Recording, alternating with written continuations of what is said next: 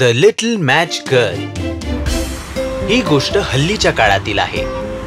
एका शहरात एक सुंदर मुलगी राहत होती.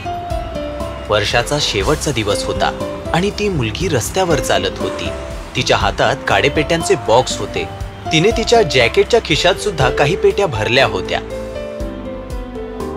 बर्फवृष्टी सुरू होती. बर्फाने तिचे केस झाकले होते. तिचे केस गळ्यावर रुळत होते. ती सकाळपासून भटकत होती, पण ती एकही काडेपेटी विकू शकली नव्हती. तिने रस्त्यावरून जाणाऱ्या लोकांना विकायचा प्रयत्न केला, पण कोणीही एकही माचीस विकत घेतली नाही, कारण सगळे लोक आनंद साजरा करण्यात व्यस्त होते. फुटपाथवरून चालताना तिने खूप दुकाने पाहिली, ज्यात केक आणि इतर मिठाया ठेवलेल्या होत्या. तिने रेस्टॉरंट्समध्ये वेगवेगळे पदार्थ खाणारे लोक पाहिले. त्यांच्या टेबलवर मेणबत्त्या जळत होत्या. तिला खूपच भूक लागली होती, कारण तिने सकाळपासून काहीही खाल्लेलं नव्हतं. तिने लोकांकडे दुर्लक्ष केलं आणि ती पुढे निघाली. रात्री ती थंडीमुळे कुडकुडत होती, कारण थंडी खूपच जास्त होती. तिला धड चालताही येत नव्हतं, कारण ती अनवाणी होती. आज सकाळी जेव्हा ती तिच्या घरी तिच्या आजारी आजीजवळ बसून होती, तेव्हा मेरी, आज तू काडेपेटी विकायला बाहेर बाजारात जाशील का? जर काही काडेपेट्या विकल्या गेल्या तर आपल्याला जेवायला मिळेल. नाही आई, बाहेर खूप थंडी आहे. मूर्ख मुली, चालती हो. जा आणि संध्याकाळपर्यंत सगळ्या माचीस विकून ये, आणि सगळ्या माचीस विकल्या जाईपर्यंत घरी येऊ नकोस. मेरी, जा बेटा, नाही तर हा परत तुला मारेल. वाईट वाटतंय, माझ्या पोटी एवढा दुष्ट मुलगा जन्माला आला.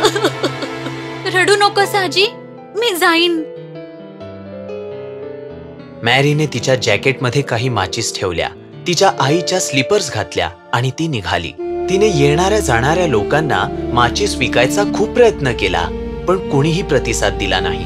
आता अंधार पडायला लागला होता आणि मॅरीला खूप भूक लागली होती, पण तिला तिच्या बाबांची धमकी आठवत होती. तिने परत पुढे चालायला सुरुवात केली. रस्त्यावर चालताना अचानक तिची एका माणसाबरोबर टक्कर झाली. ओह, मला माफ कर पोरी. मी ठीक आहे. तुम्ही एखादी माचीस विकत घ्याल? राहू दे बेटा, मला माचीसची जरूरत नाहीये. आणि तो पुढे निघून गेला. मॅरीला जाणीव झाली की ती अनवाणी आहे. तिने पाहिलं की तिची एक स्लीपर तुटलेली आहे. तिने दुसरी स्लीपर शोधायचा प्रयत्न केला. तिला ती गटारात दिसली. ती तिथून चप्पल काढू शकली नाही. मग मॅरीने अनवाणी चालायचा निर्णय घेतला, पण पुढे जाण्यापूर्वी तिने माचीस सुरक्षित असल्याची खात्री केली. ती खूप लोकांना भेटली, पण ती एकही माचीस विकू शकली नाही. थकली भागली मॅरी 2 घरांमध्ये असलेल्या कोपऱ्यात जाऊन बसली आणि तिने थोडा वेळ आराम करायचा निर्णय घेतला. थंडी वाढतच चालली होती. मॅरीने हातातल्या माचीसकडे पाहून विचार केला, मी एखादी काडी पेटवली तर मला थोडं बरं वाटेल. मग मॅरीच्या मनात एक विचार आला. जर बाबांना याविषयी कळलं तर ते मला खूप रागवतील. पण थंडीने तिला परत विचार करायला भाग पाडलं. जर मी फक्त एकच काडी पेटवली तर त्यांना कसं कळेल? तिने माचीसची एक काडी काढली आणि जवळ पडलेल्या लाकडावर घासून पेटवली. आणि मग अचानक त्या काडीचं रूपांतर लोखंडी स्टोव्ह मध्ये झालं. तिला थोडी ऊब मिळाली. तिने तिचे हात शिकोटीवर धरले आणि ऊब मिळवायचा प्रयत्न करू लागली. ती खूपच खुश होती, पण लवकरच काही क्षणात बर्फाचा तुकडा काडीवर पडला आणि ती विझली. ती खूपच निराश झाली.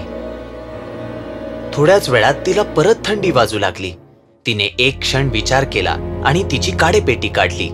तिने परत एक माचीस काढली आणि बाजूला असलेल्या भिंतीवर घासून ती पेटवली. आणि चमत्कार झाला. बाजूला असलेली भिंत पारदर्शक झाली. आता ती भिंतीच्या आरपार पाहू शकत होती. ते घर खूपच छान होतं आणि छान सजवलेलं होतं. आज शेकोटीही पेटत होती आणि कितीतरी मेणबत्त्याही जळत होत्या. आत राहणारे लोक जेवायला बसले होते. तिथले वेगवेगळे पदार्थ आणि केक्स डायनिंग टेबलवर ठेवलेले होते, जे ती पाहू शकत होती. घरातले लोक गप्पा मारत होते आणि टेबलावर बसून कोणत्या तरी विषयावर चर्चा करत होते. टेबलावर ठेवलेलं तंदुरी बदक सुद्धा तिने पाहिलं. आणि मग अचानक बदकाने मॅरीकडे पाहायला सुरुवात केली. मॅरीला आश्चर्याचा धक्का बसला. तिने पाहिलं की ते तंदुरी बदक तिच्याकडेच येत होतं. तिला खूप भूक लागली होती त्यामुळे बदक तिच्याकडे येताना पाहून खूप आनंद झाला. बदक भिंतीजवळ आलं होतं. आता मॅरी हात पुढे करून बदक उचलणार होती आणि तेवढ्यातच तिच्या हातातली माचीसची काडी विझली आणि ते सगळं दृश्य अचानक गायब झालं. आता ती भिंत पारदर्शी राहिली नव्हती. मॅरी खूपच निराश झाली. तिने वर आकाशाकडे पाहिलं आणि देवाकडे मदतीसाठी प्रार्थना करू लागली. अरे देवा, काहीही करून मला यातून सोडव. तेवढ्यातच तिने एक तारा तुटताना पाहिला आणि तिच्या मनात विचार आला. असं म्हणतात की तुटता तारा पाहिलं की कोणी मरतं. माझी आजी खूप आजारी आहे. याचा अर्थ माझी आजी सुद्धा. हो, माझी आजी खूप चांगली होती. रडता रडता तिने अजून एक काडी काढली आणि ती पेटवली आणि आजी समोर उभी आलेली पाहून ती मुळीच चकित झाली नाही. अगं आजी, तू इथे? हो मेरी बेटा, मी तुझ्यासाठी आले. मॅरी तिच्या आजीला पाहून खूप खुश होती, पण पुढच्याच क्षणी ती खूप घाबरली. तिला वाटलं की आजी सुद्धा अशीच गायब होईल.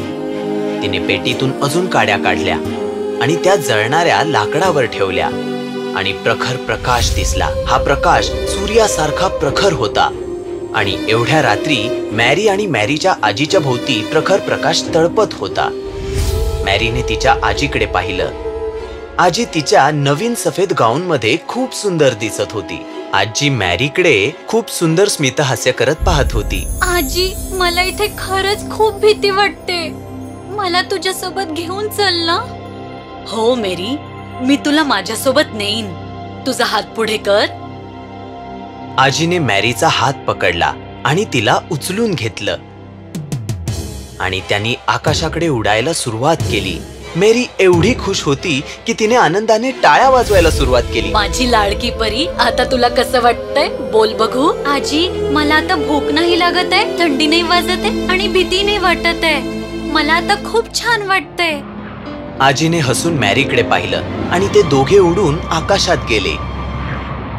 मॅरीच्या चेहऱ्यावर एक निरागस हास्य होतं. सूर्याच्या किरणात तिचा चेहरा चमकत होता. तिच्या आजूबाजूला लोक जमा झाले होते. ते सगळे मॅरीकडे बघत होते, जी 2 घरांमधल्या कोपऱ्यात बसलेली होती. त्या सर्वांना मेरीची दया वाटत होती.